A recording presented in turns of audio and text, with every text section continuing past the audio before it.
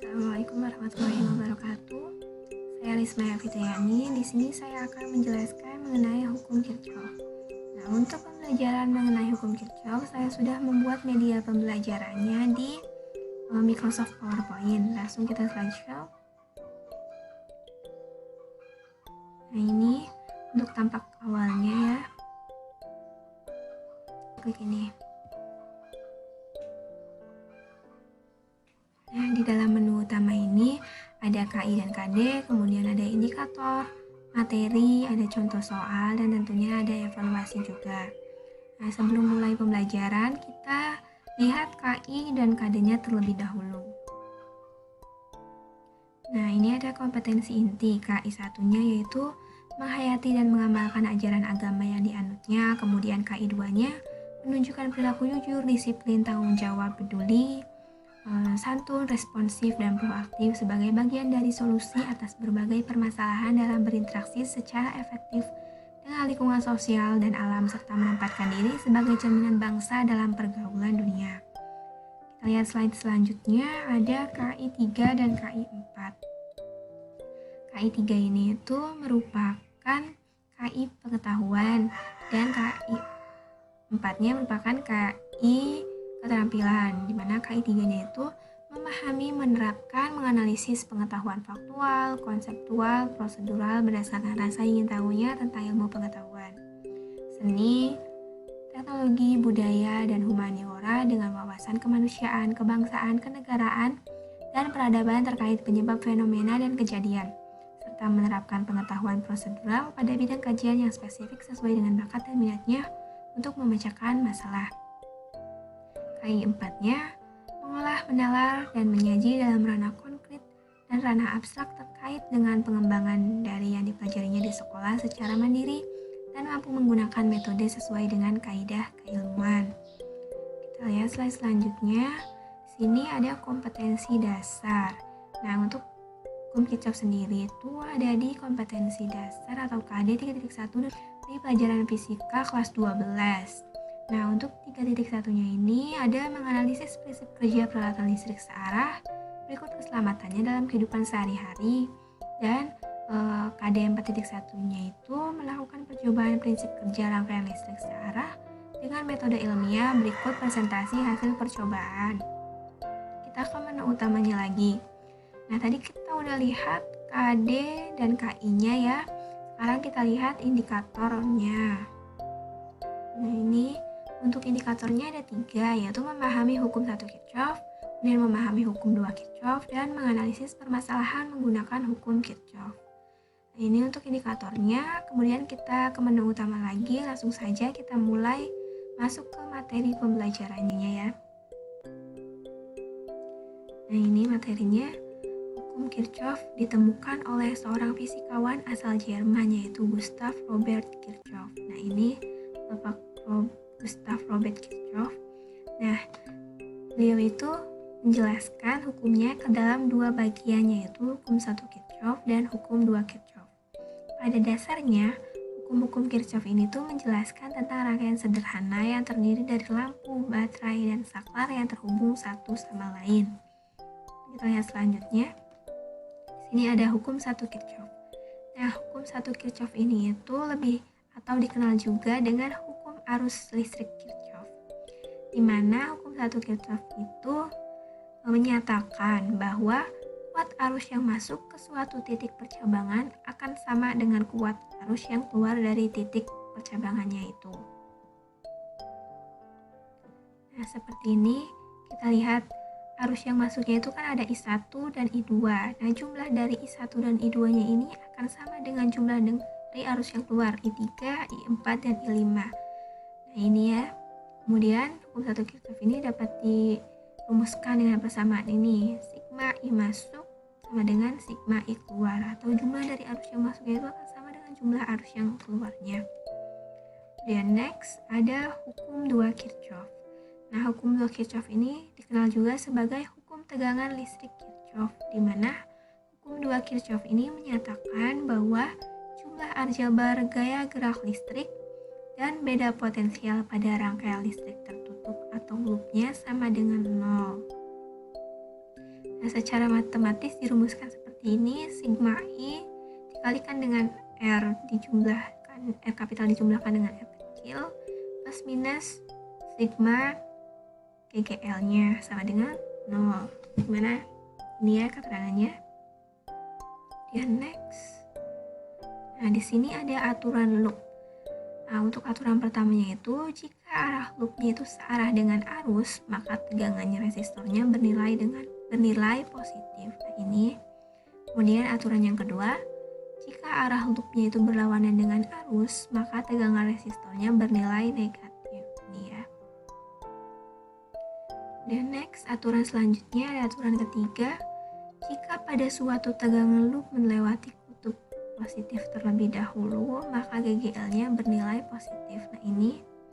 Kemudian aturan yang keempat, jika pada suatu tegangan loop melewati kutub negatif terlebih dahulu, maka nilai GGL-nya adalah negatif. Nah, ini ya.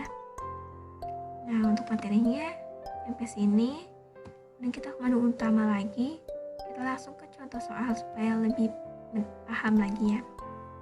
Nah, ini contoh soalnya. Tentukan kuat arus listrik pada I1, I2, dan I3 dari rangkaian berikut ini. Kita lihat ke pembahasannya. Nah, arusnya itu kan bertemu di titik C, maka berlaku I1 sama dengan I2 ditambah I3. Nah, ini I1 sama dengan I2 ditambah I3. Kita lihat loop ABCD. ABCD. Dimana ini ada GGL1 dan GGL2 ditambah I1 dikalikan dengan R2. I1 R2 ya. Tambah I2 dikali R2. Maaf, ini tuh bukan R2 tetapi R1 ya. Nah, ini sama dengan 0, kita masukkan. Ini 2, GGL1 nya itu 6, kemudian I1, R2 nya masukin 4, kemudian R1 nya 4, kemudian masukkan R2 nya 2, R3 nya masukkan 2 sama dengan 0, sehingga didapatkan 4 I1 ditambahkan dengan 4 I2 sama dengan 4. Kenapa sama dengan 4? Karena ininya pindah-pindah ruas ya, nanti bisa dipotret sendiri. Kemudian selanjutnya kita lihat loop CDEF. Nah, ini di loop ini kan ada GGL1 dan ada GGL3. Masukkan sesuai persamaan ini tuh menggunakan hukum 2 Kirchhoff. Nah, ini mudah didapatkan 4 I1 ditambah 4 I2 sama dengan 4. Biasa kita jumlahkan dan pindahkan ruasnya. Kemudian kan kita tadi ada persamaan pertama, kita ubah persamaan satu ini menjadi I3 sama dengan I1 dikurang dengan I2 untuk mempermudah ya. Kemudian next, nah dari persamaan 4 dan persamaan 3, nah ini persamaan.